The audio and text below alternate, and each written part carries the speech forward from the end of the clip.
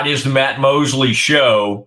I want to welcome everybody in. We had, even Friday's show, we had a large group out there. We now have more to react to. Bears lose 55-28 to the Utah Utes. The Utes of America came to town. They saw the Bears defense. They liked what they saw. And Scotty, what you want to do against this Bears defense, you just first of all, Dave tells us after the game the other night, well, we stayed in quarters. We stayed in quarters the entire game. I don't know what you did the entire game. It wasn't working. You might have tried to do something else. We ran the same thing the entire game is what Dave said. Just didn't execute it. Well, what did Utah do to the old Bears? Well, let's see. A freshman quarterback by the name of, you think I would never forget this kid's name, and I've already tried to lose it. It was like, anyway, Scotty, number 15. Let's call him number 15. All right, he will always be in our minds. Sadly, just him racing up and down the field. So what was it he was doing? What was it this young freshman quarterback? And by the way, had they never played him before? Had Utah never they have a package for him every game? Oh, okay. All right. So they've been playing him since like the second or third game of this season. Oh, yeah. Yeah, I think that's right. Scotty, basically, it looks like Wildcat. It's not Wildcat because he's actually a quarterback. He could throw the ball against you if you don't watch it. And they'd run a little motion, He'd fake a handoff, but he wasn't going to hand it to anybody because he was in there to run the football. And then you would see him go racing down the field. Scotty, these are numbers I don't even have to look up. These just have them off the top of my head. 6 carries, 166 yards, about 27 yards a carry. 27 yards carry for the young man. Slides up, slices and dices the old Bears. And his name was like, oh man. Anyway, their starter was Dampier. You're like, well, what do we think Dampier's going to do in this game? Well, Dampier, he was fine. He could have run for anything he wanted to. But this freshman lit up the Bears. What did Baylor do? Man, early on, by the way, the defense was first couple of possessions, Utah couldn't do anything. Bears are getting off the field. Excitement. LeVar Thornton Jr. making plays on the ball over there. I'm like, hey, maybe they got something. Maybe they have something. Scotty, I will say, before we get into what's happening, I have had a lot of conversations. I think I can kind of provide some timetables. We're starting to hear names for possible ADs. No, nobody's been fired. But it does look like Baylor will probably move on from Mack Rhoades. That does, at this point, feel inevitable. So we'll see where this thing is going. We know the names that are being mentioned. They are rather obvious names. They're good names. If they're obvious, sometimes that means maybe they're right. All right. One of them has my same last name, and I've gotten to know him over the years. Had him on my show. Used to have him on my old radio show. He would be great. One of the guys, by the way, might be watching right now, so better watch what I say. But the former Baylor deputy athletic director, Jeremiah Dickey, remains a great friend of mine. And let me tell you where I think Jeremiah is right now.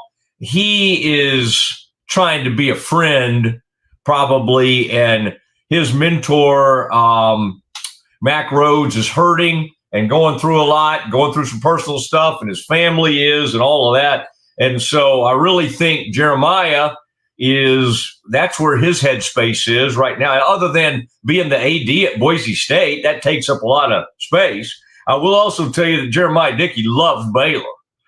And if you had a situation where Baylor was hurting and Baylor needed help, and Baylor's going to have to maybe hire a new football coach, if you don't think Jeremiah Dickey could hit the ground running, you hadn't paid any attention. Now, the guy at UNT, Jared Mosley, who I really, really like. Now, what are some of the good things about him? Well, let's see. Oh, they have a great quarterback at UNT. Oh, they have a great head coach at UNT. Oh, they have a really good AD. Oh, they might go to the college football playoff. They're like one spot maybe behind James Madison. These guys did they get ranked, Scotty? Did I see that? UNT ranked 25th in the country, one spot behind James Madison. Scotty, you may have this for Campus Confidential. We can mostly save it for that. But join me for a second. Let me introduce our audience to the young man known as Scotty Swingler. Okay, sorry, Scotty. I was thinking Scotty may be still putting something together, which you are. But Scotty, great to have you. Great to have Sailor Bear. I thought we had a lot of Sailor Bears running around the set the other day. Pearson, who was playing the role of like kind of like a floor, they call that the floor director or something. He was doing some stuff on site. We had the beautiful truck out there for a green and gold game day. I mean, Pearson was making himself comfortable on the floor. I thought, Scotty, I had you voted as like almost maybe the MVP of that group. Now, you came on at 3:00 the other day. Faith and I took over at 4:00 on the set. And I thought we had some good moments. And I thought everything went fairly well. But we had some heavy winds blew in. Same winds that were blowing around that who was missing field goals and extra points and stuff yesterday? Where was I? Connor Martin had a rare miss. For who? Who does Connor Martin play for? For Baylor. Am I thinking of an old kicker? I'm thinking of an old kicker. Connor Hawkins. Connor Hawkins. Connor Martin was a former kicker for Baylor. Yeah. Connor Hawkins. No, I'm thinking of NFL. Somebody got no, I know, but I know what you're talking about. But I was thinking of NFL when I brought that up. We had heavy winds at McLean the other night. That did happen. But I started thinking yesterday, somebody did this ridiculous celebration. Oh, it was a Sunday night game I was watching. And Jamison Williams for the Lions catches a touchdown and goes and does, and it was kind of funny, but it got him unsportsmanlike penalty. He jumped. No, Scotty, you're always better at some of this, like movie stuff or whatever he was doing. One guy got in trouble for doing that Key and Peele stunt sketch where he was doing too many pumps. Yep. It was very funny, but he got in trouble. This guy straddles the goalpost, and then he slid down the goalpost. I got to say, the visual was very funny. Have you seen this, Scotty? No, I'm going to have to find it. Oh, no. We need to show our audience. So last night, it's sick. So the Lions end up losing that game to the Eagles 16-9. Jamison Williams catches a touchdown. And so the bad part was they're playing in Philly and the wind is whipping like crazy. And so the extra point gets to it gets kicked up to 48 yards because of the unsportsmanlike penalty on Jamison Williams, and they miss it. And so it should have been 7-6 at that point, but it was 6-6 because of the goofiness of Jamison Williams. And of course, all they tacked on was like one more field goal. And last night, much like Dave Aranda, Dan Campbell, who's a million times better. I mean, again, no offense to Aranda. I really hope after he's done coaching the Bears that he goes on and finds success. And I do like him. I mean, he's not been good to work with personally with the media because he's just scared of his own shadow. But I do wish him nothing but success moving forward if he's not going to be the Baylor coach anymore. But Dan Campbell is a great football coach. He's great with the media. Dan Campbell has a problem, though, that goes along with something Aranda has. He doesn't know when to take a field goal. And every once in a while, you got to know how a game's going.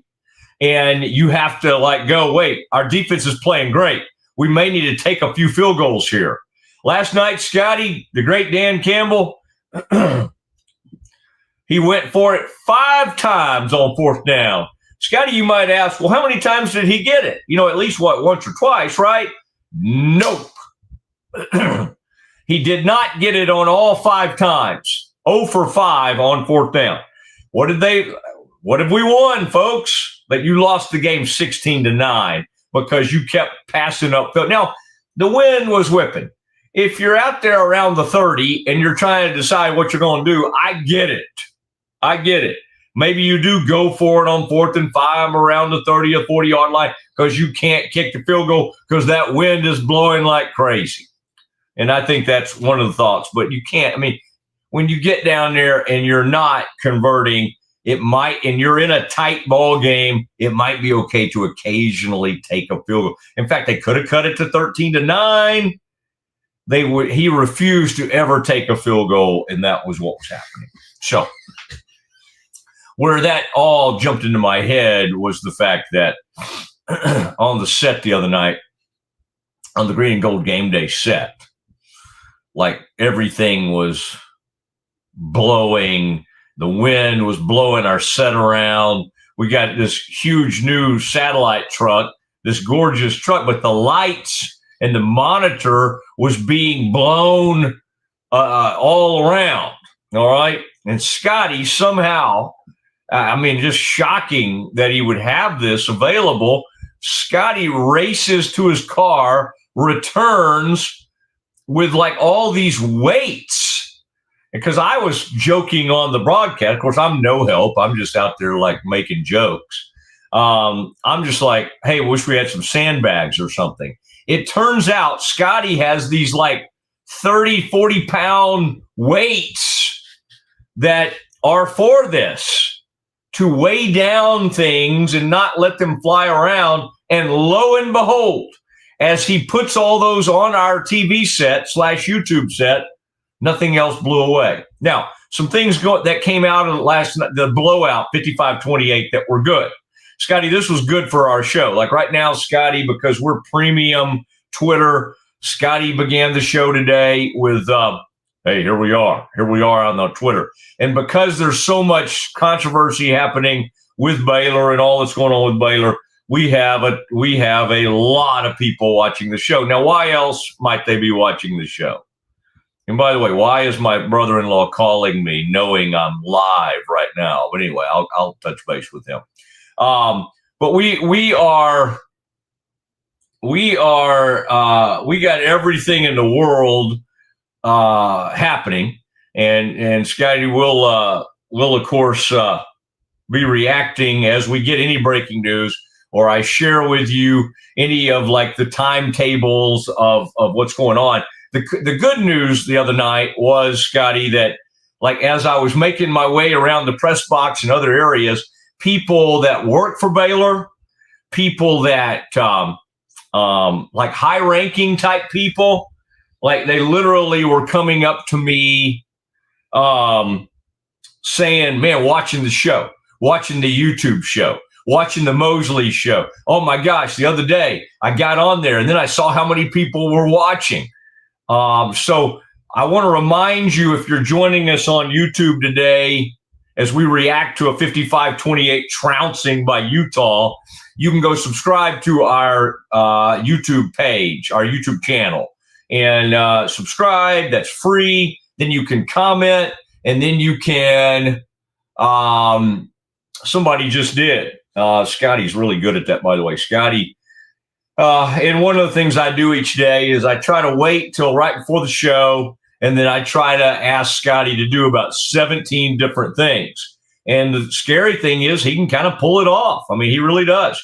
But I was praising Scotty for his use of the weights the other night, because it held the set together, and then we were able to. And thank goodness the monitor, which could have easily broken, stayed intact, because that was quite a timber moment just watching all that happen. So anyway, I was looking for the man that owns all that equipment the other night. I'm like, where is he? I think he was out there earlier in the day. But it's always great to have our founder out there with us of the Rogue Media Network. And then one of our partners, one of our great partners, Mr. Valade, stopped by. Always great to see his family. Andrew, his son, does some really good work for us. So Rogue is a really cool kind of family environment. All right. I have not always worked at places like that. It's kind of an all hands on deck.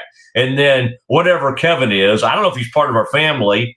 I mean, he's a man with very long hair that hangs out on the set. But as somebody said, Scotty, somebody that was commenting on our YouTube channel, they said the sarcasm is biting today or something.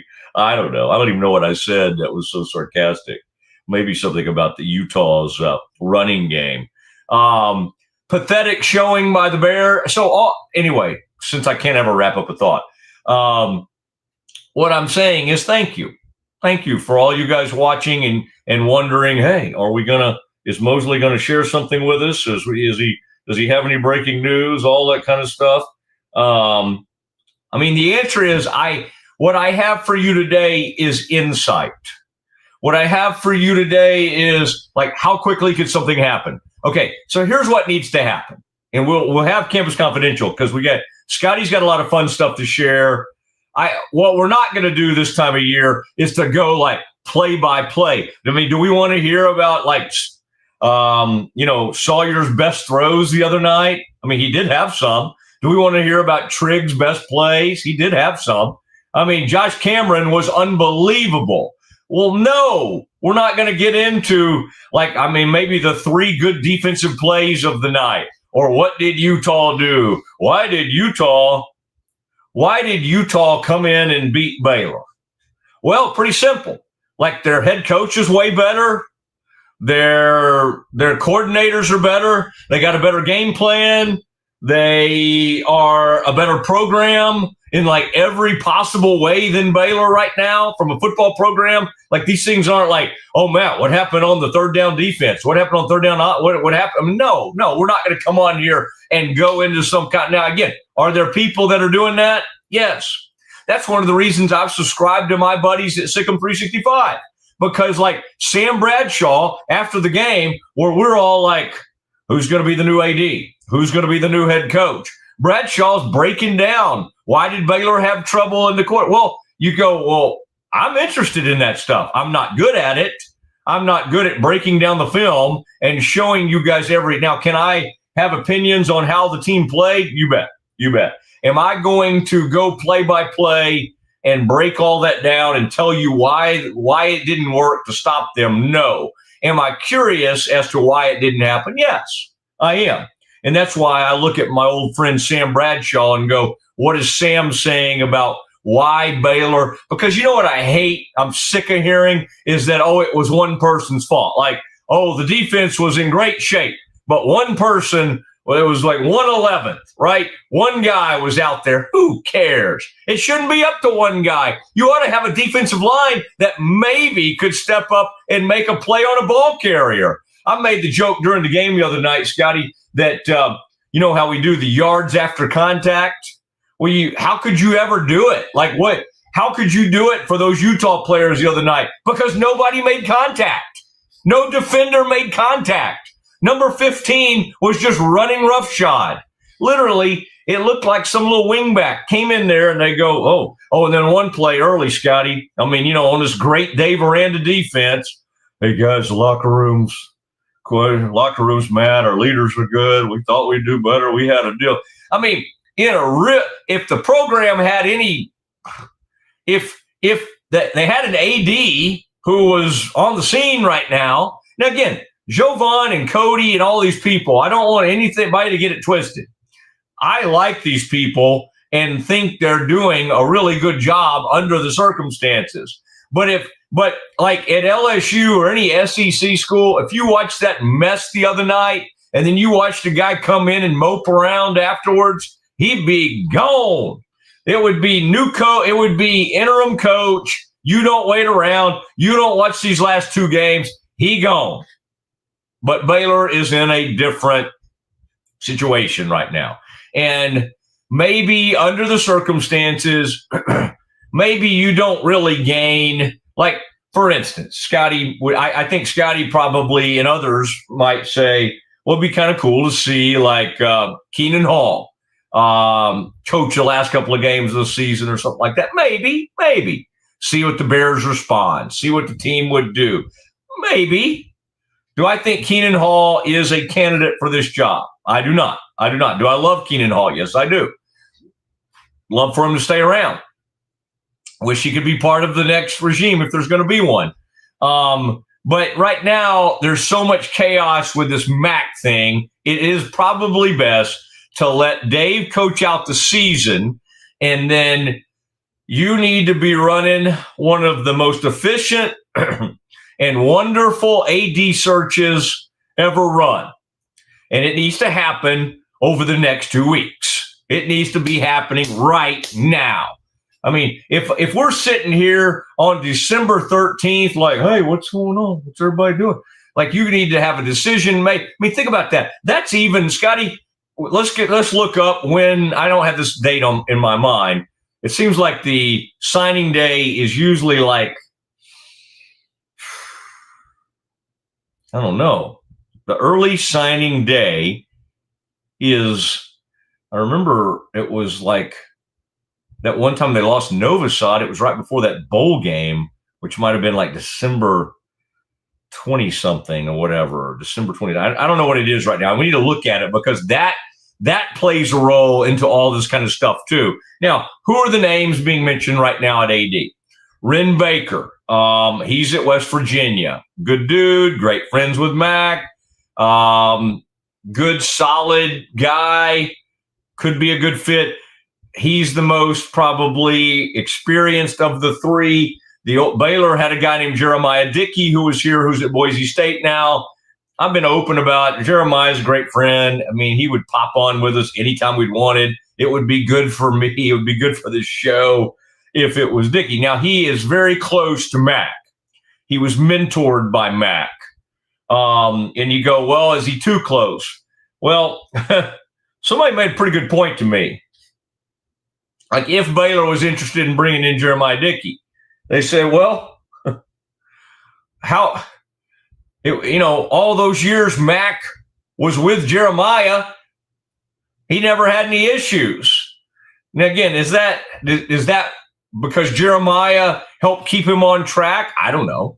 I mean, I'm not going to make that statement, but I'm just saying it is interesting to think that, honestly, a lot of Mac's best moments in his career, he had Dickey kind of as his right-hand man, and he helped bring Dickey up in the business. And by the way, I don't believe that because Mac had an altercation and now Mac has had some kind of personal thing happen that's probably going to end up with him losing his job. I do not believe that Mac, like this thought that, well, will he ever work again? Absolutely he should. When he gets his personal life and everything in order and somebody wants to bring him as a consultant or whatever, I mean, he has a wealth of experience. Why in the world not? If Mac Rhodes, I hope Mac Rhodes is a great comeback story. He's 60 years old. All right. I hope he has an incredible final chapter. I just don't think it's going to be at Baylor. I don't think he does either. Now, I did see somebody say, well, what about, could you, they messed it up with this and maybe they mishandled some things in the past. Maybe you give Mac maybe give Mac a chance. Maybe there's a way. I mean, I get all that. But listen, the thing I keep coming back to is this is chaos. This is a tough time.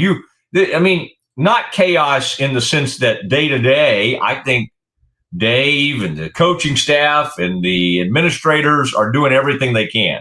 So it's not chaos in that state. I'm just saying you probably need a new head football coach. You need an AD. And the reason I'm acting like Mac's already gone is because he's not available to you during this huge time.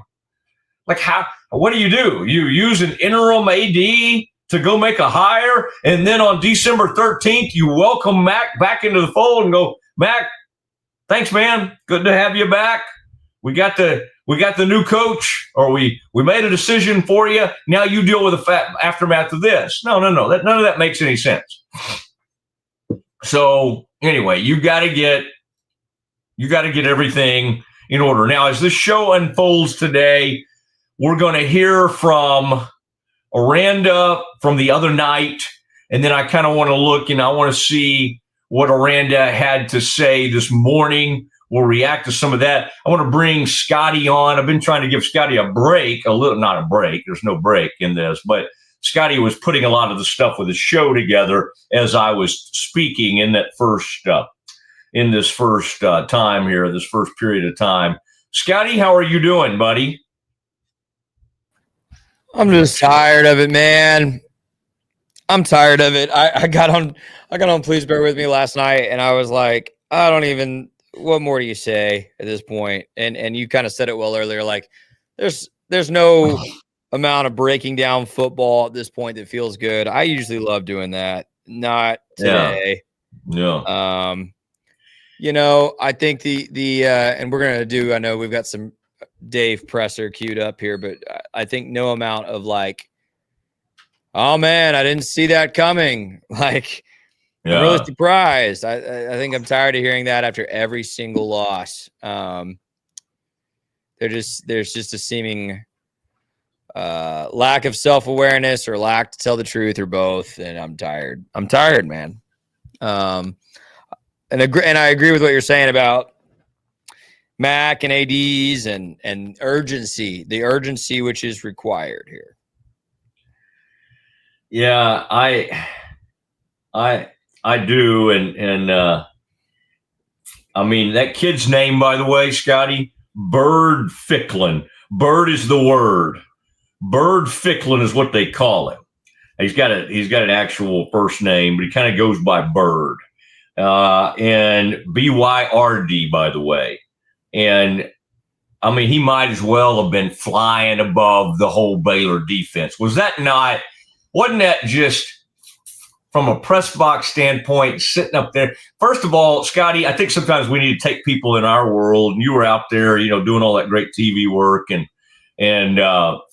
we were doing our thing, but like, what a weird game. And we've had them at Baylor before, and we had that conversation with Pete the other day. The atmosphere leading up to the game was like, oh, dang, all this weird stuff has happened. Mac has stepped down nationally from the CFP. He stepped away on his own accord to be away from the team.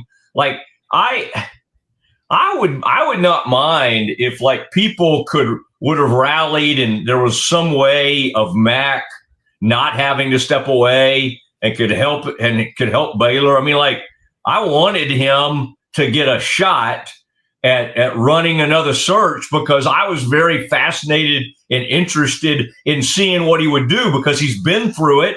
He's made good hires in the past.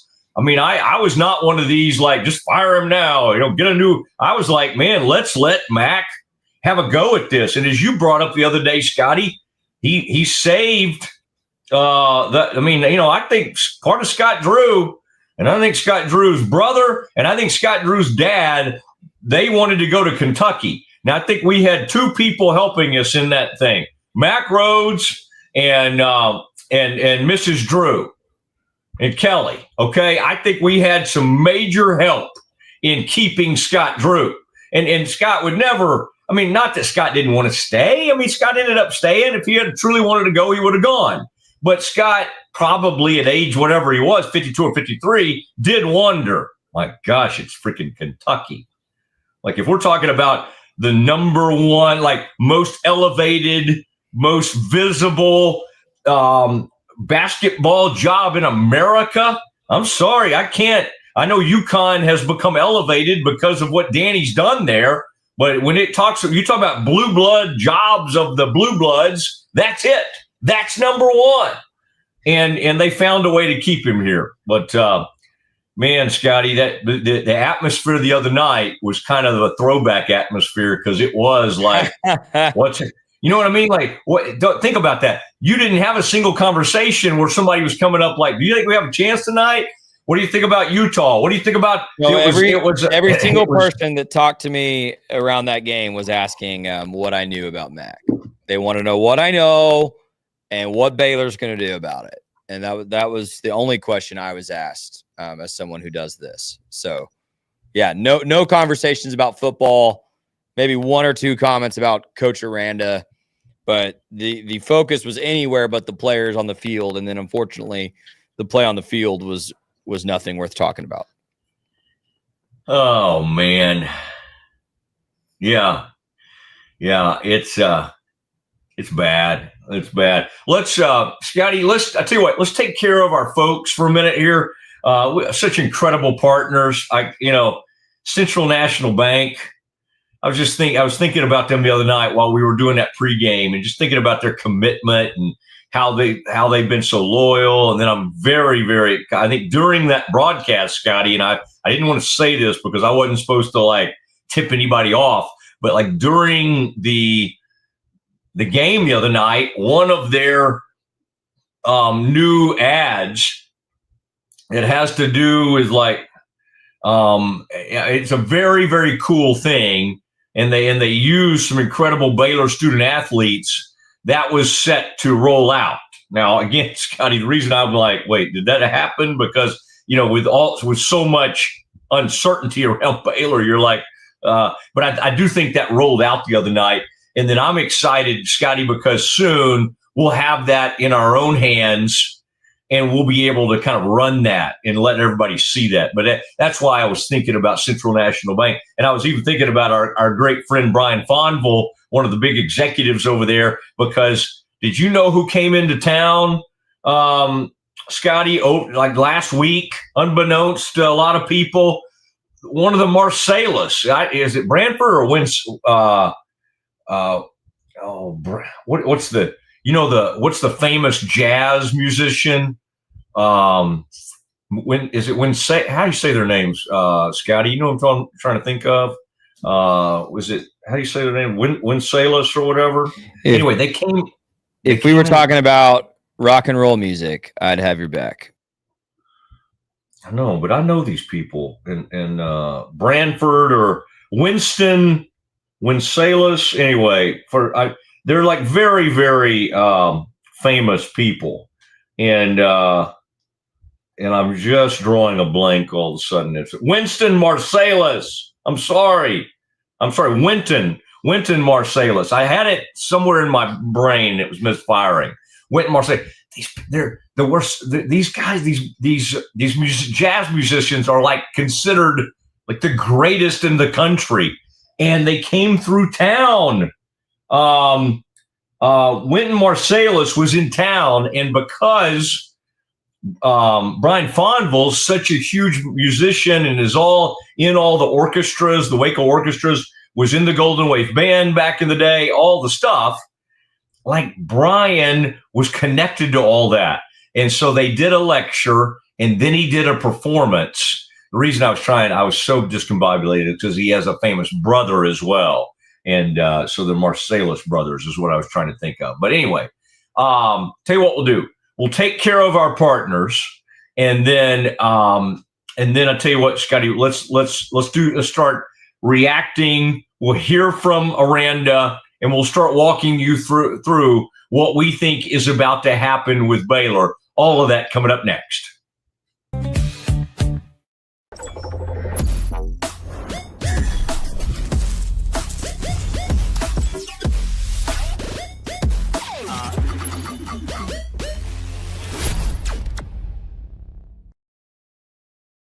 Everybody at EcoLife really has a passion and a real interest in helping people feel well. How much further can we go to get you feeling even better? It is a complete partnership between the two of us.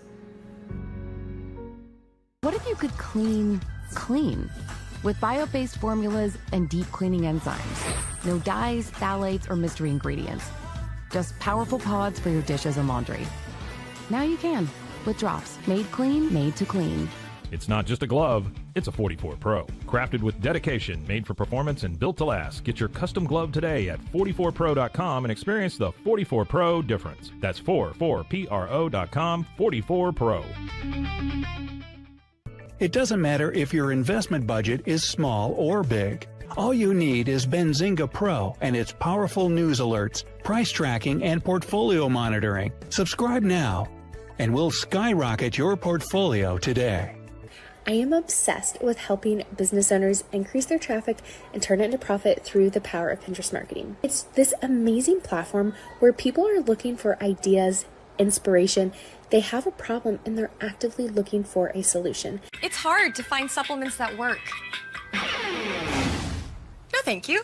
Plant-based supplements made from the Earth's most powerful plants for your immune health, gut health, workouts, and more. Find out more at auraorganic.com. Protect your online privacy with NordVPN. Browse securely, access content from anywhere, and keep your data safe with military-grade encryption. NordVPN.com. That's NORDVPN.com. If you want the best for your body, you want Ascension Providence, the largest sports and orthopedics group in Central Texas. Using innovative and cutting-edge technology, we're able to understand your body better than ever, delivering treatment with precision. And with our fellowship-trained and board-certified doctors, you'll receive excellent care. Work with a team dedicated to your health, wellness, and safety. So you can perform. At your best. Ascension Providence, caring for Texas families for over 120 years.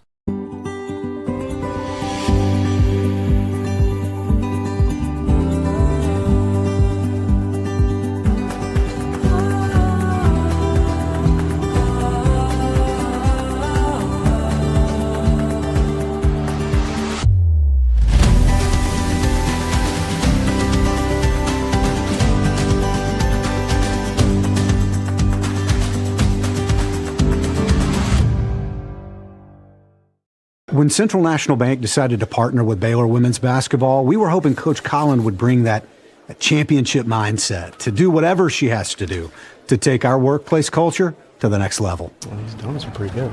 Guys, how we doing? We're good, Coach. Craig! What are you doing? What do you mean? You have to dunk it.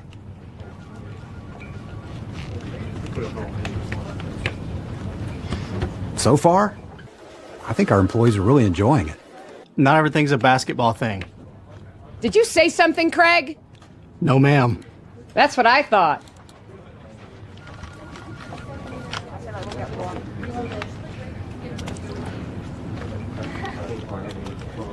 Dude, I think she likes you. Central National Bank, proud partner of Baylor Athletics and Baylor Women's Basketball. Baylor Nation rolls along with Allen Samuels Dodge Chrysler Jeep Ram. Start with award-winning service and factory-trained techs. Then shop our new and used lineup from cars, trucks, to SUVs, all makes and models. Running a business? We're your Central Texas headquarters for ProMaster vans, cabin chassis, and work trucks. For power and comfort, test drive the Ram 1500, the Motor Trend Truck of the Year winner again. Allen Samuels in Waco, proud partner of Baylor Athletics. Come by, let's be friends. Football is back, and Underdog is the best place to make picks and win money all season long. Playing on Underdog is easy. Just pick whether your favorite players will go higher or lower on stats like touchdowns, receiving yards, interceptions, and more. Get your picks right, and you could win up to 5,000 times your cash. You can play with as little as $1. Download the app today and sign up with promo code Mosley to score $50 in bonus funds when you play your first $5. That's promo code MOSLEY. Millions of fans have already won billions making picks on Underdog. Will you be next? Underdog, make picks, win money. Must be 18 plus, 19 plus in Alabama and Nebraska, 19 plus in Colorado for some games, 21 plus in Arizona, Massachusetts, and Virginia, and present in a state where Underdog Fantasy operates. Terms apply. See assets.underdogfantasy.com/web/play and get terms _DFS_.html for details. Offer not valid in Maryland, Michigan, Ohio, and Pennsylvania. Concerned with your play? Call 1-800-GAMBLER or visit www.ncpgambling.org. In New York, call the 24/7 HOPE line at 1-877-8-HOPE-NY or text HOPE-NY. That's 467-369. Ah, yes, Underdog. Not just something we advertise, something I play just about every day. And I got to admit, I messed up and I let Matt Mosley talk me in to making Ruben Owens of the Texas A&M Aggies one of my picks, and he let me down on Underdog this week. Also, I picked Duke's quarterback on the higher, and he let me down as well. So my Baylor and Utah picks were good. My other picks were not, but I'm gonna rally tonight. And Mosley, I watch these Dallas Cowboys, and so I am very confident in these picks here tonight. Give me Geno Smith with higher than 1.5 passing touchdowns. This secondary is still awful. Quinnen Williams and Overshown aren't going to fix your secondary. Geno will throw at least 2 touchdowns this evening. George Pickens will score a touchdown this evening. That guy has been a gift for the Cowboys this season. I think Pickens gets a touchdown. And then Javonte Williams. I did this a couple weeks ago. It feels like one of the best picks every single week. Take higher for Javonte Williams, especially against a poor team like the Raiders. 75.5 is that number tonight. I think he goes higher than that. Those are my picks. And I did the flex option. So if I get 2 of these out of 3, I win money. If I get 3 of 3, I win more money. You can do the same by signing up on Underdog. Use that promo code Mosley.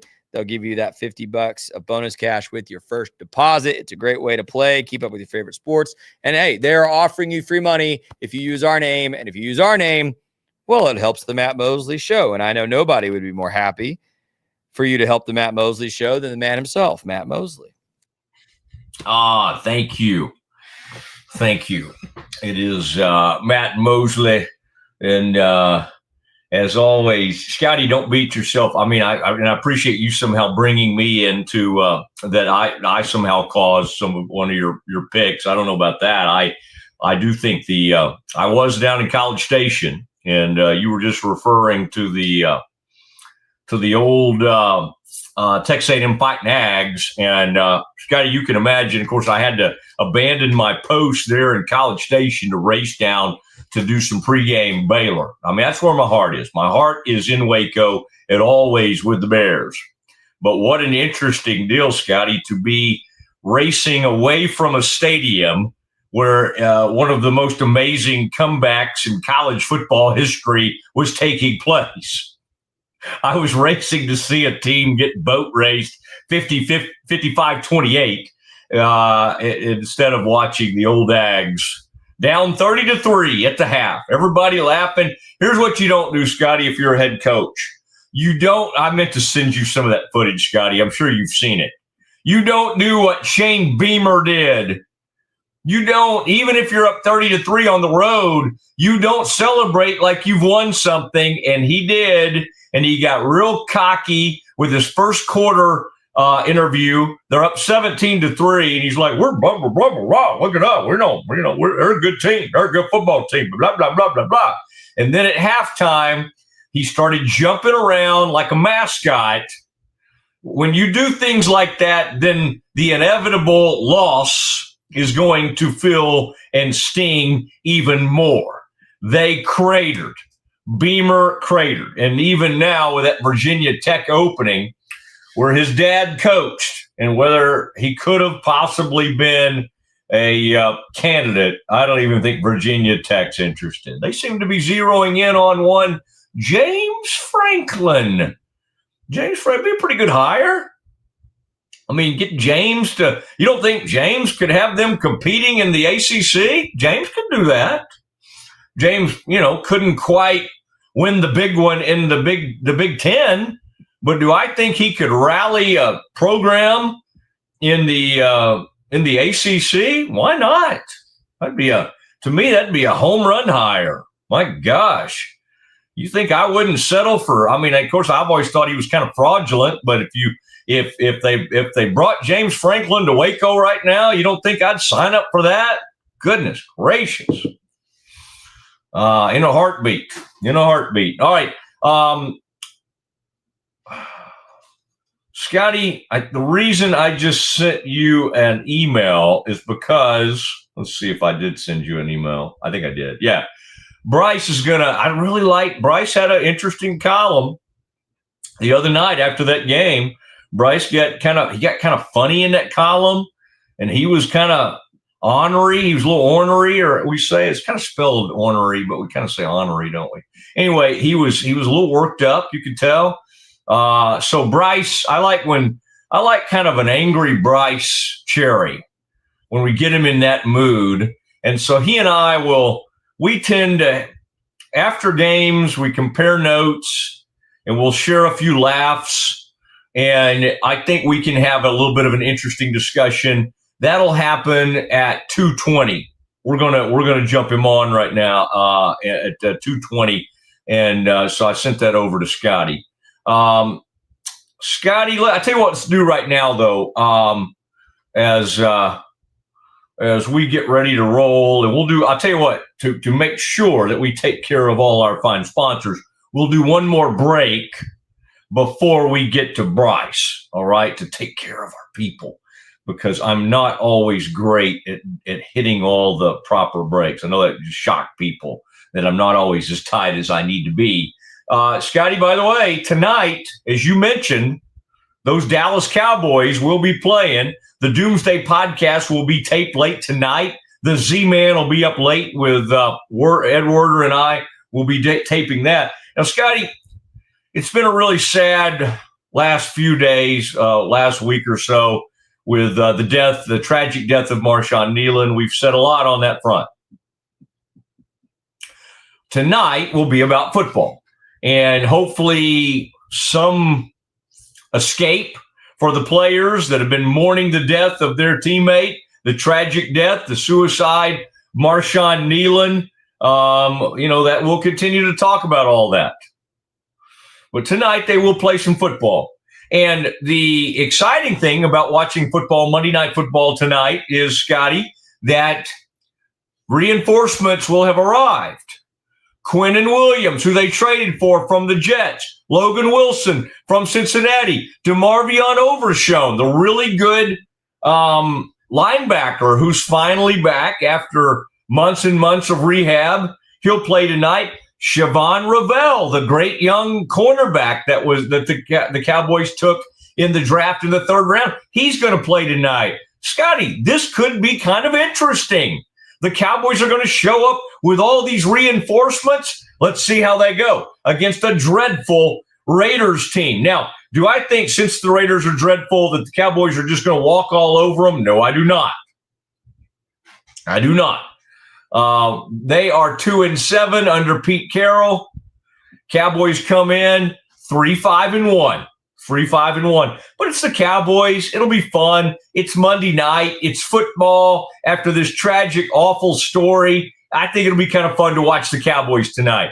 I promise you, Scotty is going to be up tonight, pulling for those Cowboys to get in there, do a few things. Now, Scotty, I know what'll happen is I can see it now.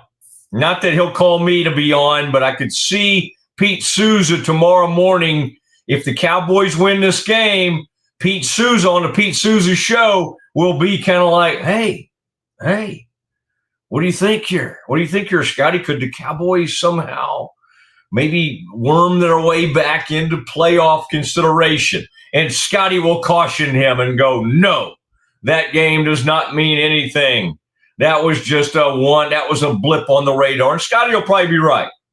He'll be right. But now, Scotty, join me for a moment here. Scotty's been hard at work. We've got all kinds of stuff. We've got some. We'll do some. Here in a second, we'll do a little campus. But Scotty, can I interest you at least in what I brought up? All these kind of reinforcement. Let's look at Quinnen. Let's look at DeMarvion. Let's look at Demo. Let's look at Logan Wilson. Like in a weird Siobhan Ravel. In a weird way, we kind of thought, well, there's not enough moves you could make to truly turn around a Cowboys season. For the most part, I still believe that, okay? But does this pique your interest as much as it piques mine to at least kind of bring some reinforcements in and see what the Flus man, see what Eberflus can do with them? A couple thoughts. I think I wish it was a better opponent.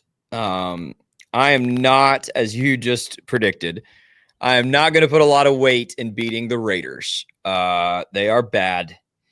They have not used Ashton Genty well. Their offensive line is atrocious.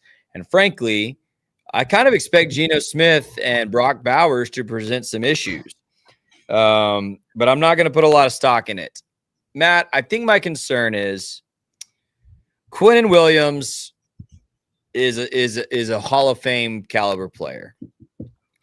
But outside of that, I like Overshown. But I just struggle to believe it's going to make that big of a difference. Woo, he was great when he's on.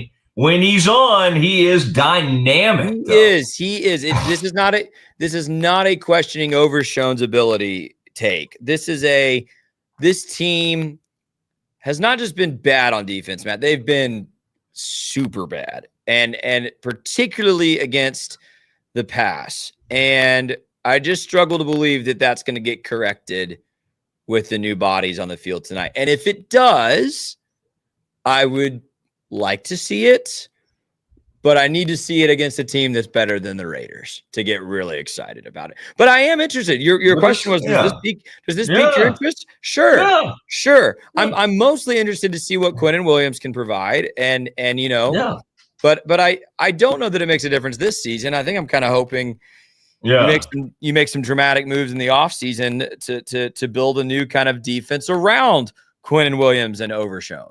How would you rank your favorite Overshowns that are in our lives?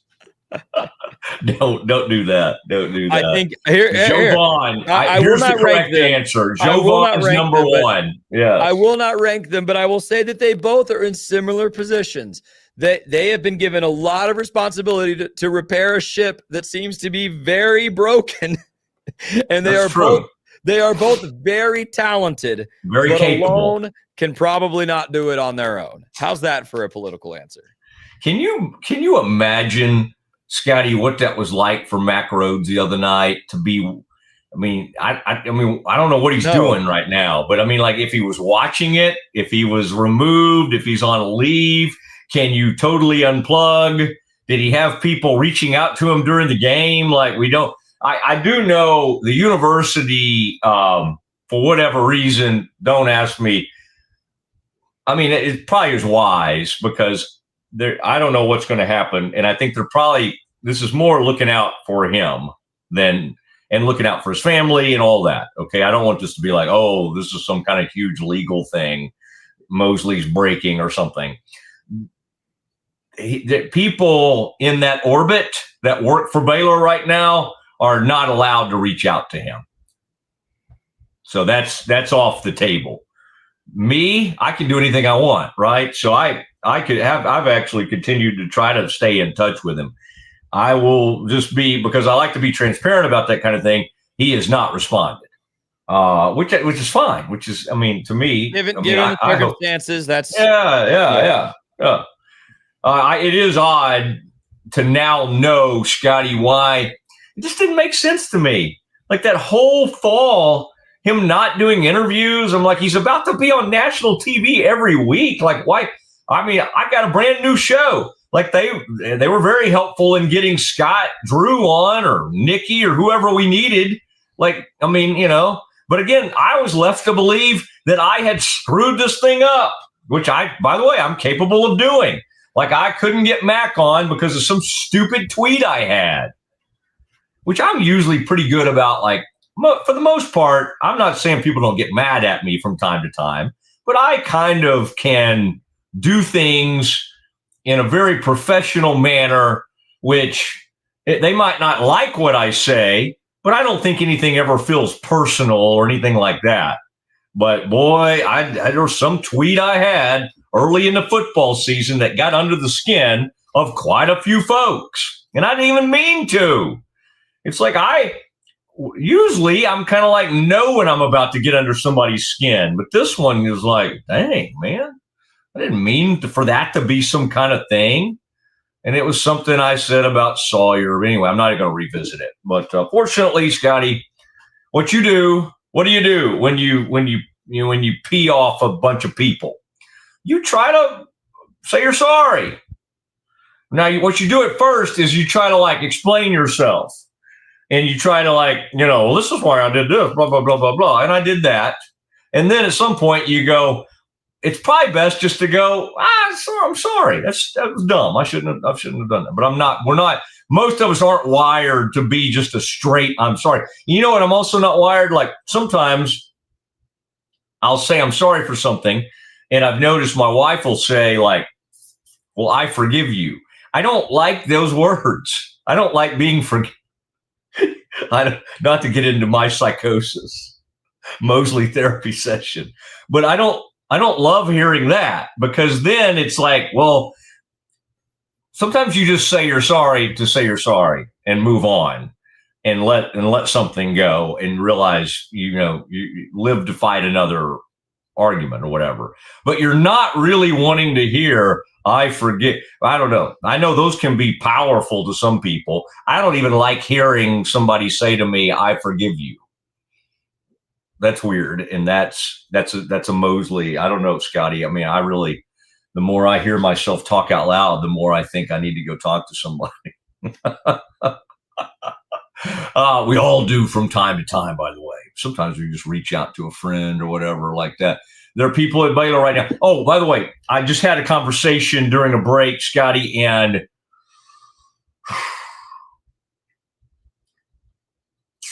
boy, let's just say President Livingstone. Okay, we've got laser focus, and I didn't talk to her. Have I talked to people very close to her recently? You bet I have.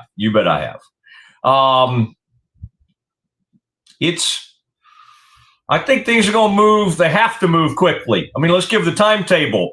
You got to make a decision on this head coach in like 2 weeks, right? You got the Houston game. And I mean, probably he should have been fired after the West Virginia game, 2023. And I think because of money and because of some DB, like, do you remember, Scotty, think about that. Like we kept the head coach who convinced people that he could hold on to some of these players. Who are these players that were supposed to be so great? Can we revisit that? This is at the end of the 2023 season. We got these great young cornerbacks and DBs and players. Where are they? I'd like to know that, because when you get convinced to keep people, you need to go back and revisit why you did it. Well, you did it for a few reasons. You didn't want to pay Dave a ton of money. Well, that really is a valid reason. That's a valid reason. So what I recall hearing is that they had one recruiting class that just blew up in their faces. I can't remember what even class that was. Was it the 2020? Was it the COVID class, or was it the 2021 class? The class just, for whatever reason, didn't hit at all. All right, disaster. But then they had these other young cornerbacks, these freshmen. You remember that? Scotty? It's like Caden Jenkins, top graded freshman. Then there'd be another guy, Carl Williams. I wanted to call him Carl Weathers. We lost Carl Weathers. I love Carl Weathers. Apollo Creed. Carl Williams. Gordon. I love Gordon too, man. He was one of it's Mosley. Sometimes you go, Mosley's pet players. Like players Mosley fell in love with. Jamal Bell from Nevada was one of them. Corey Gordon Jr. was one of them. The tight end Drake, somebody that ended up going to TCU. He was a Mosley pet player. Players Mosley fell in love with. Drake Dabney, I think was his name. The old tight end. I don't know what became of him. Went to TCU. I know that, but he didn't really, I don't think he blew it. It's not like he had a great time there. I mean, I've enjoyed this Trig experience. Oh, we've got a lot going on. But Scotty, I keep bringing that up because it's like we all sort of like just forget about things. It's like one of the reasons they kept this dude was that he was going to keep all these cornerbacks. And like none of them have ever amounted to anything. Can we admit that? I love Corey Gordon Jr. Guess where he is? He's playing for Louisville now. He's not anywhere to be found. Caden Jenkins has been on the field this season. I mean, I don't know. I mean, I can't remember too much of him making any plays. I mean, the guy LeVar Thornton Jr. has been probably better than him. But not. I mean, who on this team, who on this defense has been great? I'll wait. Devin Bobby has had his moments. This guy, Winston the Wolf, Emarian Winston, number 32, he was out there doing some stuff the other night, I got to say.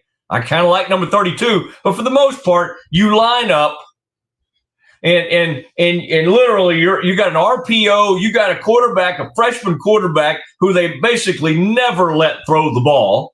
He's in there to run. Okay, I'm going to fake a jet sweep, and then I'm going to try to run the ball. Nobody ever touches him. We were in quarters. We played quarters the whole night. Nobody cares. Nobody cares about your quarters. Can you imagine going after game after game? And yet the only reason Dave Aranda, there's some thought he could keep his coaching job, is because it's not because he's any good. It's because it would be more convenient and it would buy Baylor another year and it would cost less money. By the way, all these buyouts, whatever happens with Mac, whatever happens with Dave, I was reading, I thought it was interesting now I gotta be careful there, because sometimes I read things that are like, behind a paywall, and then they'll get mad at me for putting that information out. Let me just be nice, because they are great to us. Go subscribe to my buddies at Siegmund 365. Sometimes, Scotty, I forget like what they've said, what I've said. We compare notes, and so I don't want to start giving away the stuff they give away to their paid subscribers. All right, I want to be very respectful of that. So, because I'm appreciative of those guys, we were kind of banned from publicly getting together because I was at a place that was kind of at war with them for a long time, and now I'm at a place where we're very friendly. And by the way, behind the scenes, Ashley and Colton, we were always great friends, but we couldn't publicly discuss that. Okay, tell you what we'll do. We'll take a break in a minute, and then we'll get to our man Bryce at 2:20. Scotty, could we do real quick though? And I want you and I both to react to this. Let's go back. Those clips we have of Dave from the other night. The first one is me asking Dave Aranda about what he said to the team about Mac Rhodes. What did you say to your team this week about the Mac situation, if anything? Yeah, to keep the focus on trying to improve daily, and to keep the focus on trying to win. I just think this there's been some distractions this season, but there's distractions every season. And, it's my job to keep that out of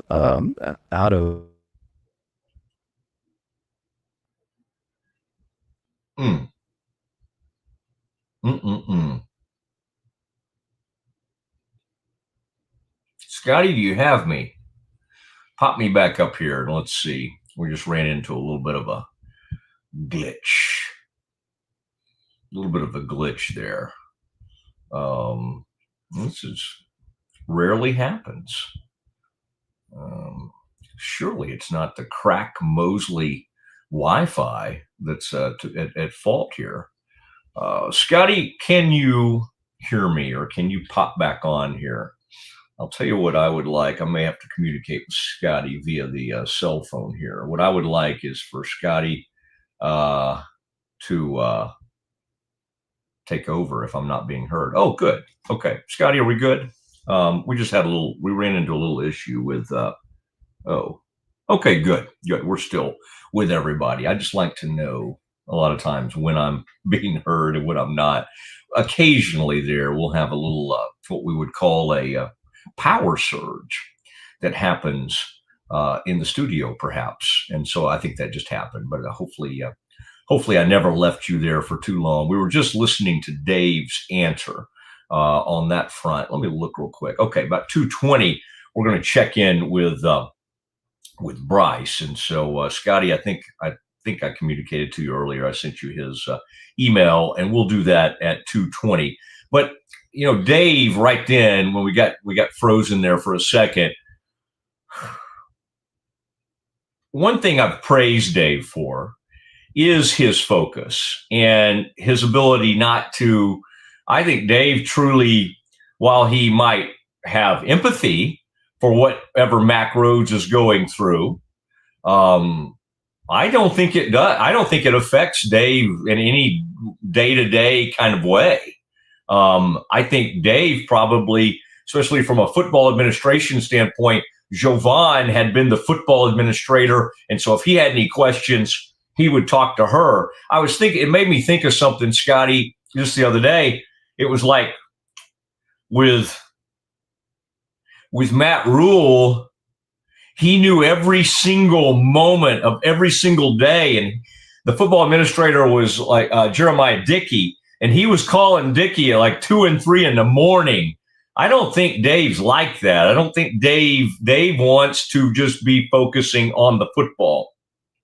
If they make a change at AD or head coach or both, boy, you better get you somebody back in here that cares about more than just the football.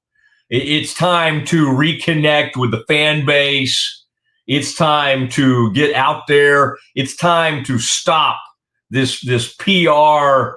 And this is not in any way, by the way, the PR people at Baylor and Brent Ingram and his crew really do a nice job. And I mean, and as a reflection of how different the football is run from the basketball, think about Nikki and Scott Drew.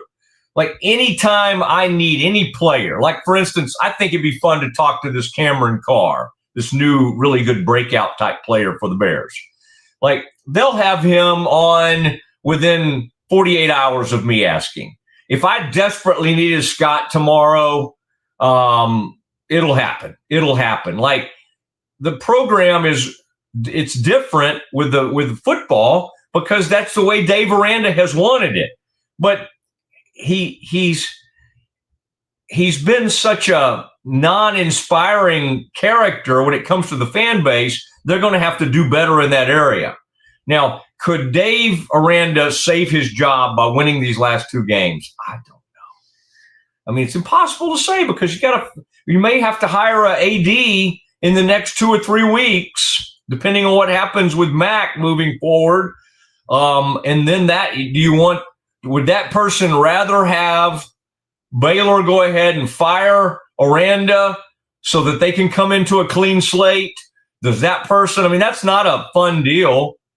Okay, we got this new AD. We're excited. What are you going to do? You're going to fire this coach immediately? Okay, you need to tell us within 24 hours what you're going to do here with the future of the program. It's an awkward, weird deal. So those are some of the things that Baylor is having to face right now. All right, Scotty, we'll save all of that because we do need to, because I want to use some of that tomorrow, and I want to use some of what Dave said today. We may have time to do that later in the program today. But for now, let's take care of some of our folks, our great partners, and let's get ready to visit with Bryce Cherry, the editor, sports editor at the Waco Trib. He'll join us next. If you want the best for your body, you want Ascension Providence, the largest sports and orthopedics group in Central Texas. Using innovative and cutting-edge technology, we're able to understand your body better than ever, delivering treatment with precision. And with our fellowship-trained and board-certified doctors, you'll receive excellent care. Work with a team dedicated to your health, wellness, and safety. So you can perform. At your best. Ascension Providence, caring for Texas families for over 120 years. When Central National Bank decided to partner with Baylor women's basketball, we were hoping Coach Colin would bring that championship mindset to do whatever she has to do to take our workplace culture to the next level. Well, these donuts are pretty good. Guys, how we doing? We're good, Coach. Craig! What are you doing? What do you mean? You have to dunk it.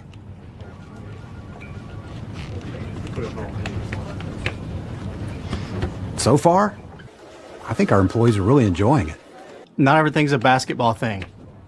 Did you say something, Craig? No, ma'am. That's what I thought.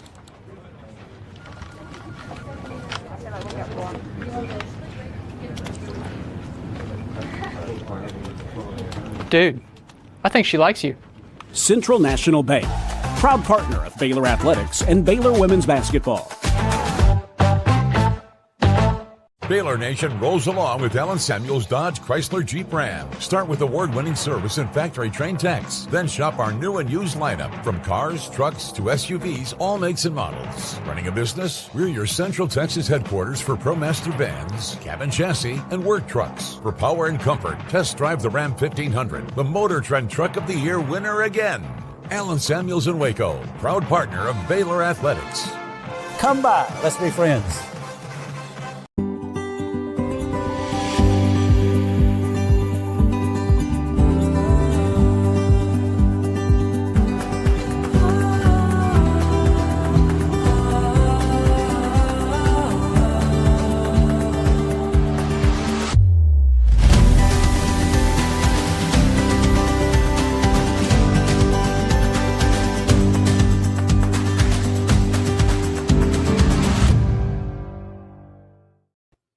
All right, it is Matt Mosley, and good to be back. Bryce Cherry joining us. A busy day for him. Bryce and I always enjoy getting to hang out together in the press box and then afterwards. And Bryce, we I think something about these like tough moments and tough Baylor games that you and I generally are pretty good at keeping it light, at least when you and I are dealing with each other.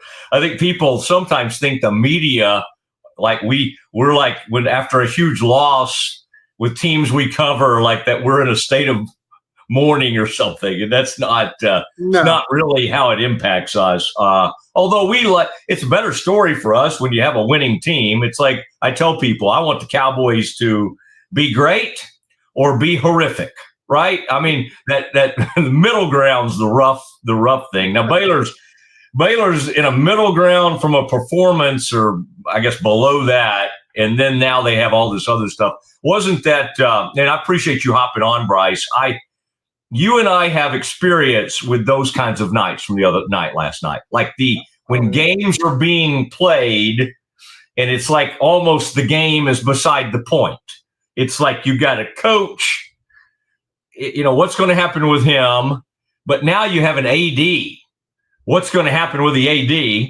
And you really kind of need an AD to fire a coach, right? If you're going to get fired. Like, I thought about that performance the other night and how pitiful that was. The defense was horrible again. And I thought at all these SEC stops and other places, that would have been the time just be like, okay, he's done, right? I mean, it's just like, this is nonsense. I mean, they can't stop anybody. It's embarrassing. They couldn't lay a finger on the guy. And yet there's nobody right now. I mean, they have very capable people running the day-to-day. I get that.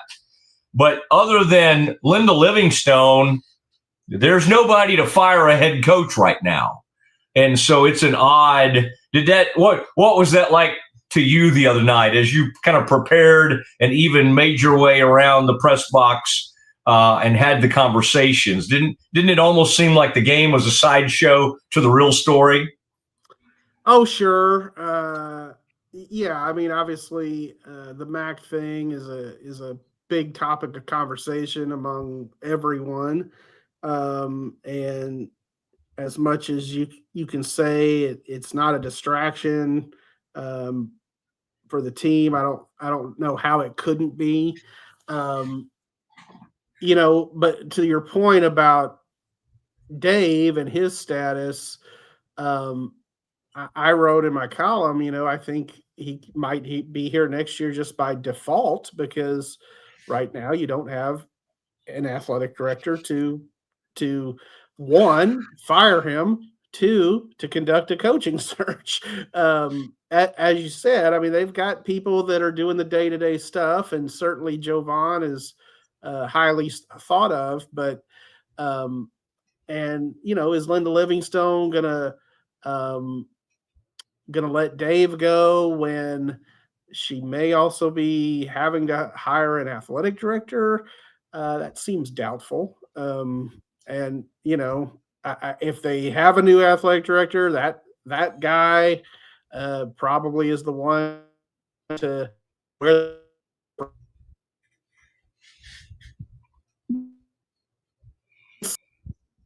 As I wrote, it's a weird time in Waco. There's There's just the team is what it is. Not very good. It's mediocre at best.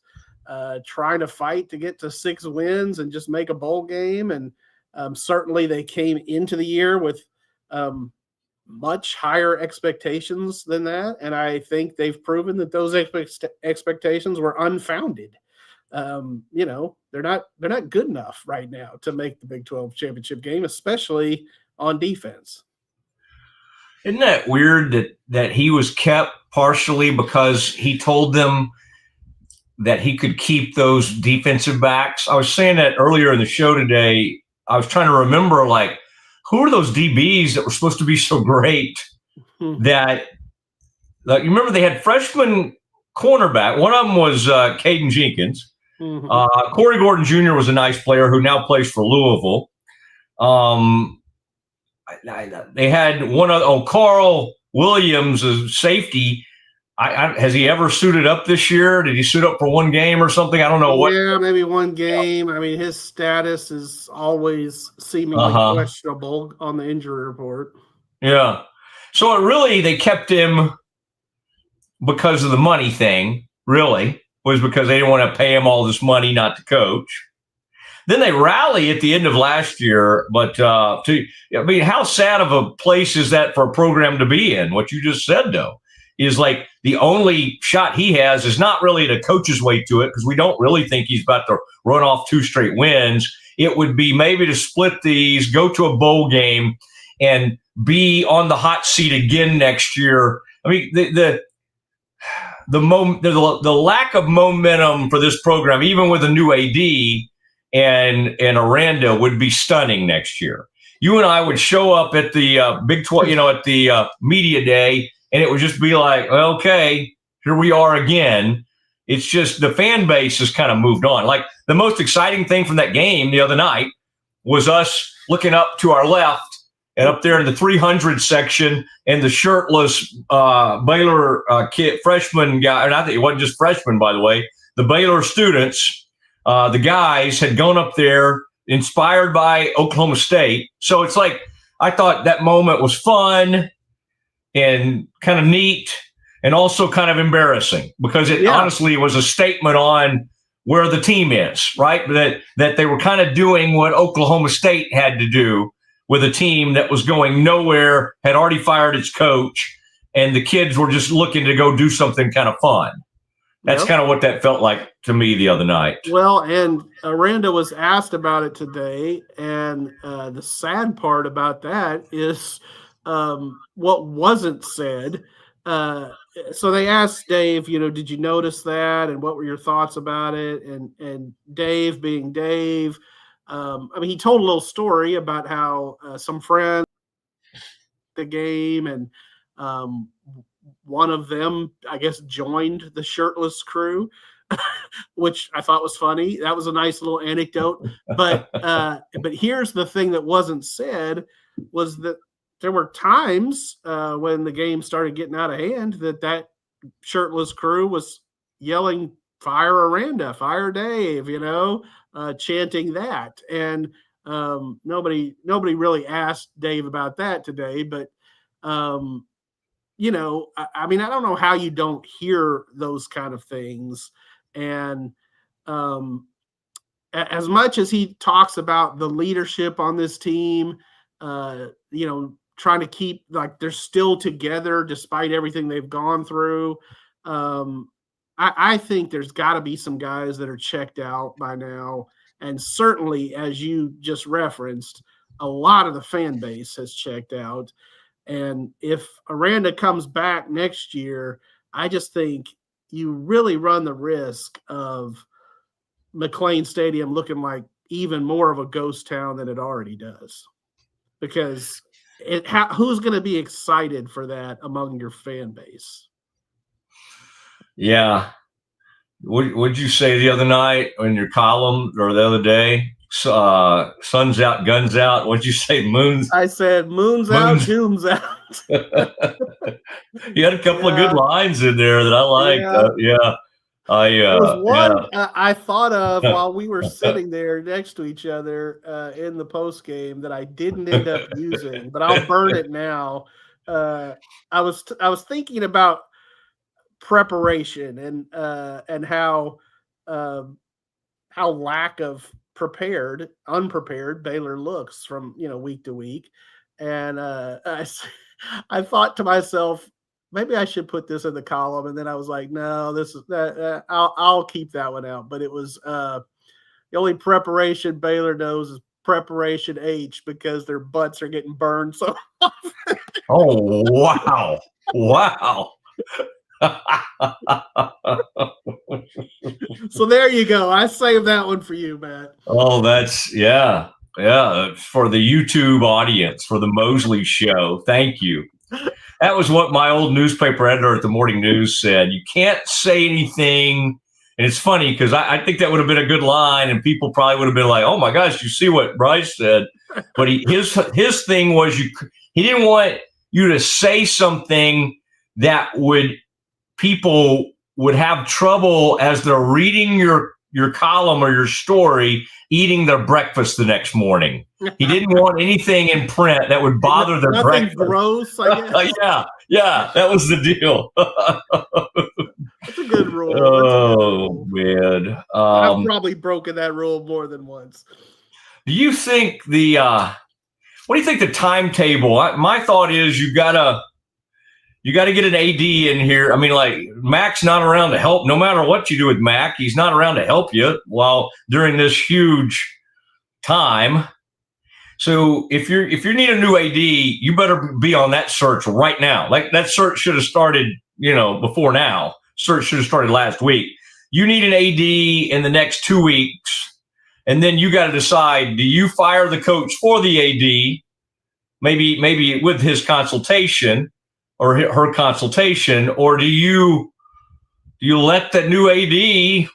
I mean, that's always awkward. You got to. Okay, you're hired. We found the right person. Now your first act is to have to fire a coach, or like you said, go with like a coach on the hot seat. I feel like Ren Baker did that at West Virginia, didn't he? He got hired, and I think by being hired at that time, he got hired. The thought was, let's let this guy have one more year. I think that West Virginia guy had finished decently. When they almost fired Dave Aranda in 2023. Neil Brown had actually had a decent ending to his season, so they kept him. I guess, what in your mind, how do you see this playing out over these next few weeks? Let's say they do fire Aranda. Don't they need to have a new AD here within the next 2 or 3 weeks? So first of all, you're asking me to predict what A, the football team's going to do, and B, what Baylor's going to do. Those are hard things to predict. Yeah. Because the football team, you never know which team's going to show up from week to week. But here's what I'll say. They've got to be praying that they get one more win out of these last two, because it's a lot easier to spin that narrative of, well, at least we made a bowl game, rather than bring him back after 5-7. You know what I mean? I just feel like that's something. It's mediocrity, but it's something.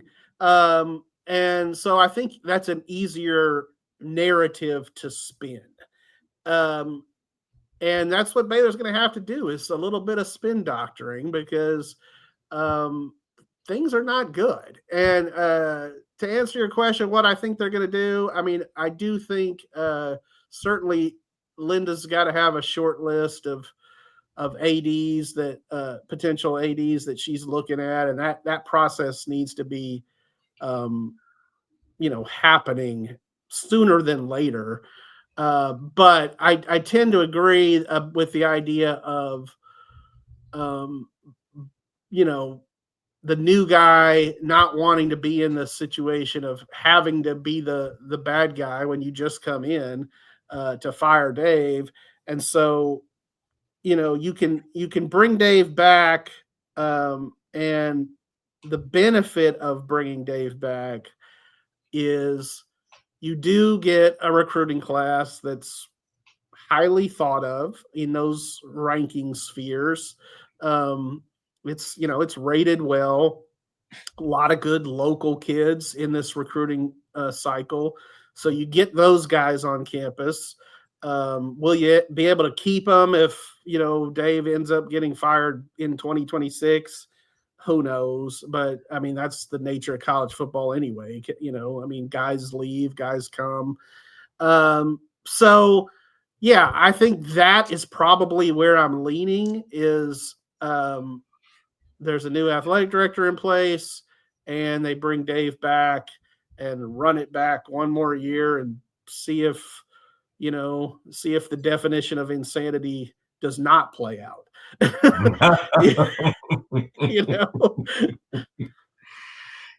one of the better programs on campus seems to be the soccer program now.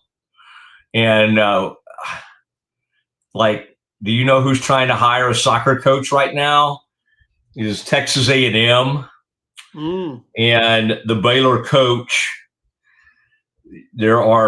things are floating around about her. She used to be at DBU, came to Baylor. You know her. Michelle Leonard is her name. And, we've been so focused on football and maybe even the start of basketball season. Perhaps, Bryce, you and I might not be the most soccer plugged in America. But I'm speaking for myself. I'm sorry. I shouldn't throw you into my thing. No. But, and I've got Michael Haig on that soccer. Good. I would have to ask him, but go on. You might. I'm just thinking of all the craziness going on. You might have to have a soccer coach search as well, because the good news and bad news is she's very highly thought of. And so I think her name probably will come up in some searches. Now, maybe the Bears will be able to hold on to her, and that is great that group is has had an excellent season. So we shall see. We'll see. And in men's and women's basketball, Baylor, there's some excitement on that thing. But boy, the football thing, I remember how ugly that felt to lose to Texas, to Houston on a 2-point conversion at the end of, what was that? Was that 2000? It feels like everything horrible happened one of those seasons. Was that 2023?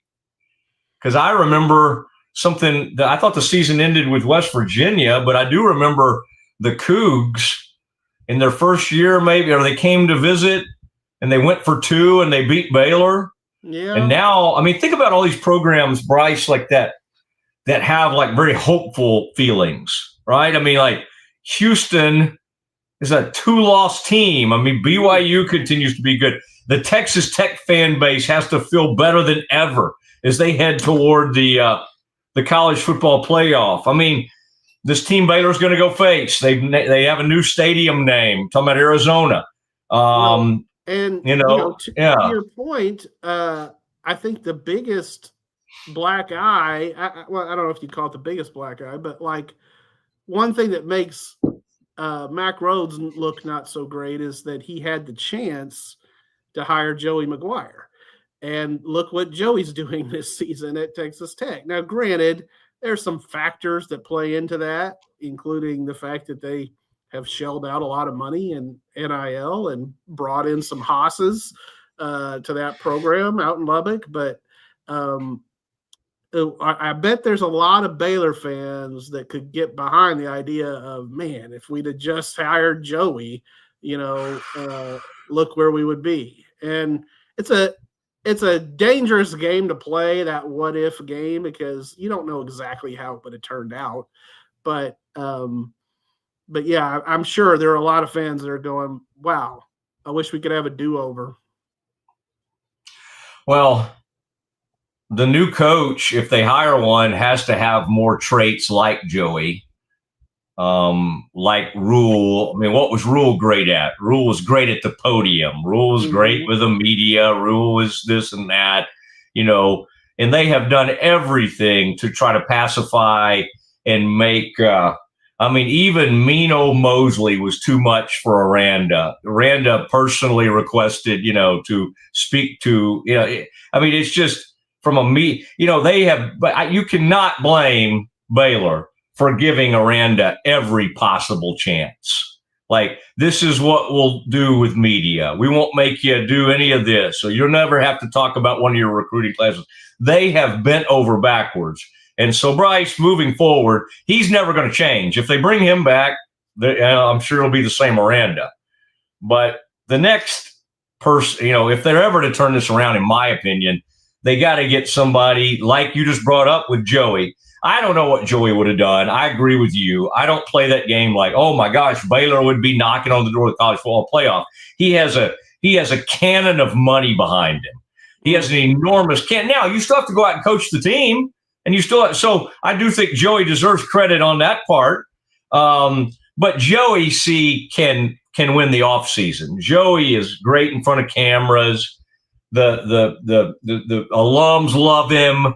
He does all that. And Baylor, the disconnect with Aranda and this fan base and these alums is enormous. Yes, and whoever's next, if it is somebody next, needs to win Waco, the Baylor alums. There's a lot of connections that need to happen, and then light that thing up. And then maybe get some LED lighting. By the way, I was laughing because all these stadiums I've been in recently. You got a kid. We both have kids at A&M. Like, that's an unbelievable game day atmosphere. Now, part of it's because they have 105,000 people, right? That's a more exciting atmosphere. But part of it is their game presentation's amazing. And like a night game there, they're flashing the lights. They do that in Tuscaloosa. Somebody says to me the other night, they're at a game at Royce City High School Friday night, and they had that.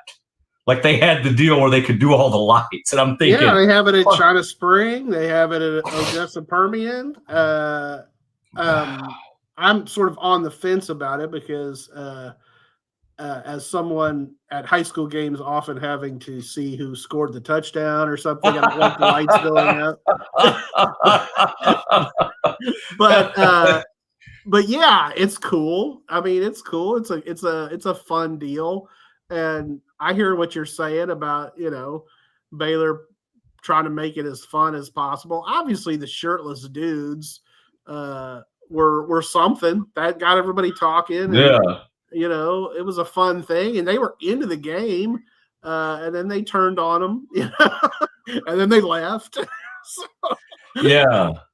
I didn't hear the one. You and I caught a peek of like what somebody was shouting at Aranda. Somebody had on video. I don't know if they ever shared that. I think, yeah. I didn't know if he would want us to, but he tweeted about it. He didn't tweet the video, but he tweeted about the video. Okay, which is I think yeah. Anyway, yeah, we Bryce and I. Somebody was trying to tap into our wisdom the other night on whether or not to share something, and somebody got pretty profane. It's something that we would definitely see in the SEC and Napier and all those other guys who've gotten fired and Freeze. They've dealt with it. Our Baptist sensibilities are a little different with Baylor, so sure, I think, to me, like, this is a whole different argument, but I feel like the social media culture of, today, it bleeds over into like real life, and people say things that maybe they wouldn't have said 20, 25, 30 years ago. Yeah. And, just because you buy a ticket doesn't give you the right to say anything, and I think we've seen just an outbreak of that across all levels of athletics. The UIL has tried to address it with some sportsmanship type initiatives and those kind of things. But whether you want Dave Aranda gone or not, like, act like an adult. That's what I would say. Act like an adult and just, be kind. I mean, yes, these guys are well compensated. They know the gig. They know they have to win, but they're still human beings. They still have families. And, if you were leaving your job, you wouldn't want to hear, go pack your bleeping bags. So, I think that's, you hadn't worked for Cumulus, Bryce. I think that's what they told me one time. Well played.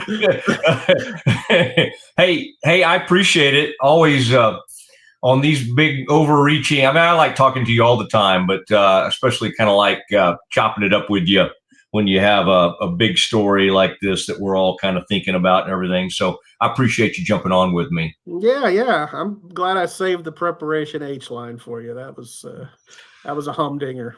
That's right. Save your best stuff for the Mosley show. All right. Thanks, Matt. All right. See you, man. There he goes. Bryce Cherry, sports editor, the Waco Trib, sharing some of the outtakes from the Waco Trib coverage. Follow the Waco Trib. It's, I still love supporting our local newspapers. If not, I mean, the high school coverage is always what, to me, especially with Central Texas being such great high school teams and programs and coaches and players, I always think that's like the most important thing, especially at a newspaper of this size. And they do an incredible job, but the Baylor coverage is really good. And while people don't always hold up the old traditional newspaper anymore, I read it online on a daily basis. So I would encourage you to consider a subscription to the local newspaper, and in our case, that's the Waco Trib.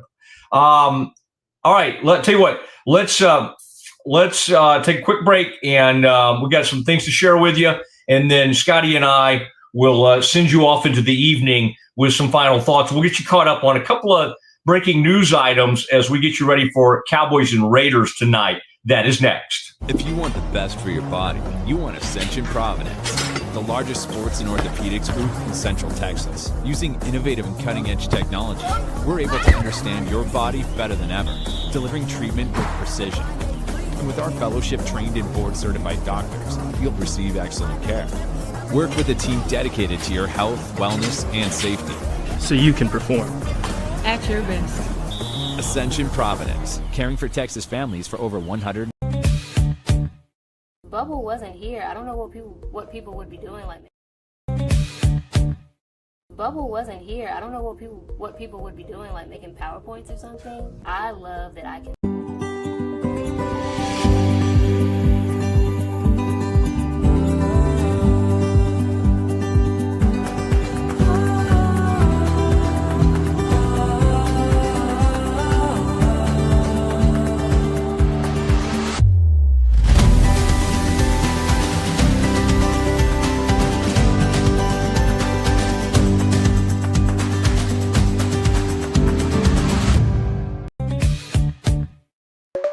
Protect your own Bubble.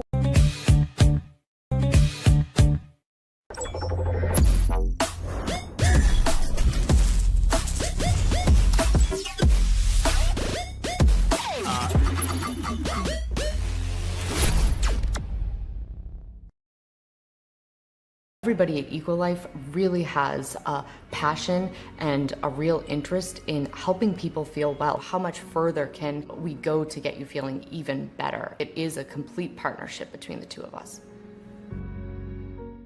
What if you could clean clean? With bio-based formulas and deep cleaning enzymes. No dyes, phthalates, or mystery ingredients. Just powerful pods for your dishes and laundry. Now you can, with drops made clean, made to clean. It's not just a glove, it's a 44 Pro. Crafted with dedication, made for performance, and built to last. Get your custom glove today at 44pro.com and experience the 44 Pro difference. That's 44pro.com, 44 Pro. It doesn't matter if your investment budget is small or big. All you need is Benzinga Pro and its powerful news alerts, price tracking, and portfolio monitoring. Subscribe now, and we'll skyrocket your portfolio today. I am obsessed with helping business owners increase their traffic and turn it into profit through the power of Pinterest marketing. It's this amazing platform where people are looking for ideas, inspiration. They have a problem and they're actively looking for a solution. It's hard to find supplements that work. No, thank you. Plant-based supplements made from the Earth's most powerful plants for your immune health, gut health, workouts, and more. Find out more at auraorganic.com. Protect your online privacy with NordVPN. Browse securely, access content from anywhere, and keep your data safe with military-grade encryption. NordVPN.com. That's NORDVPN.com.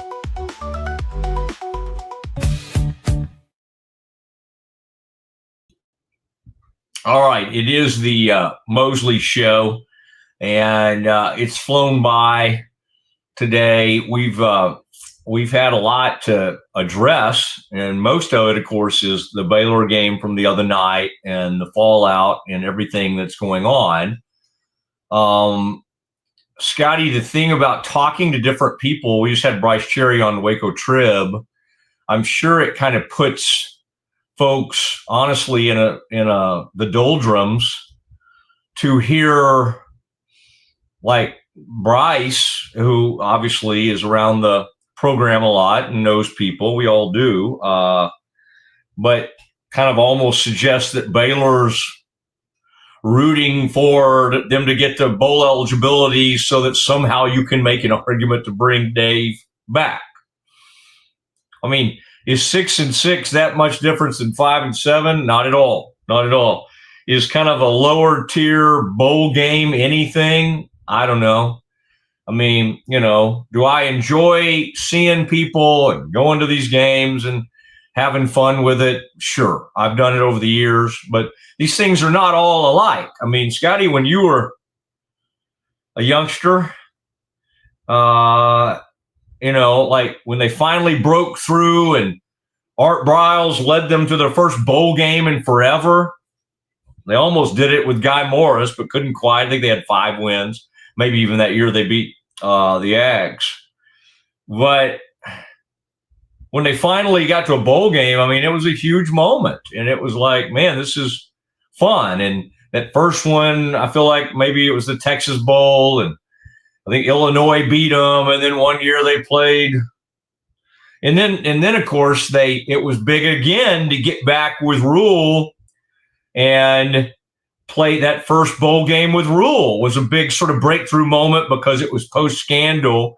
This would just be a kind of a nothing, it would be a step down from last year's bowl because last year they went into the bowl with momentum. This would just be like a whatever. I mean, I'm sorry, beating Arizona and then even winning 2 in a row to get to 7-5 would not feel like much. I mean, let's not act like, oh my gosh, okay, Dave's finally had a breakthrough. Nobody would feel that great going into next season.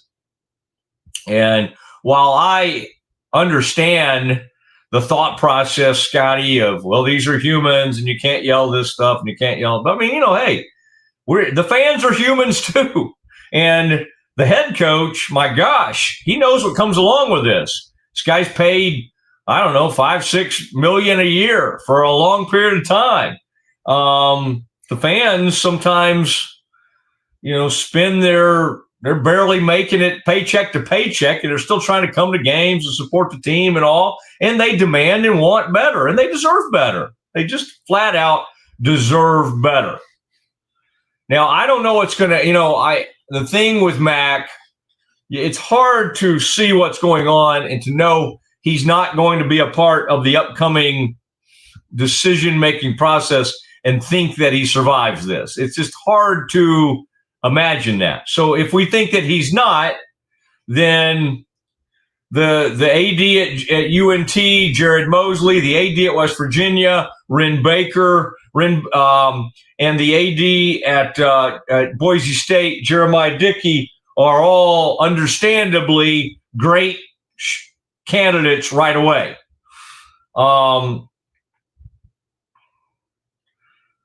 those 3, Jared Mosley at UNT has the least amount of experience. He's been around. He's done a good job.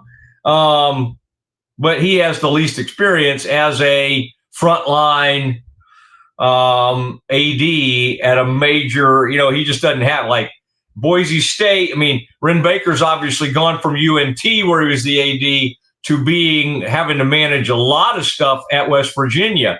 In a lot of ways, he's kind of battle tested. He had to fire Neil Brown, who he inherited.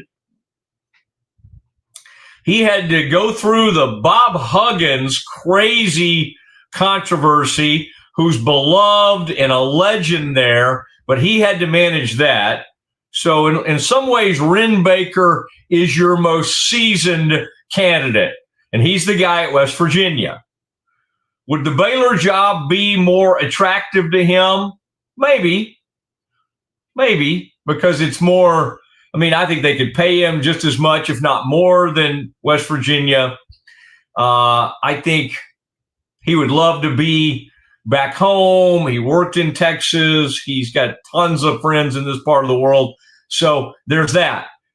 Both Jared Mosley at UNT and Jeremiah Dickey have the advantage of actually having like really good head coaches. And one of them already has Texas ties because he's coached at UNT. I think he was at Incarnate Word.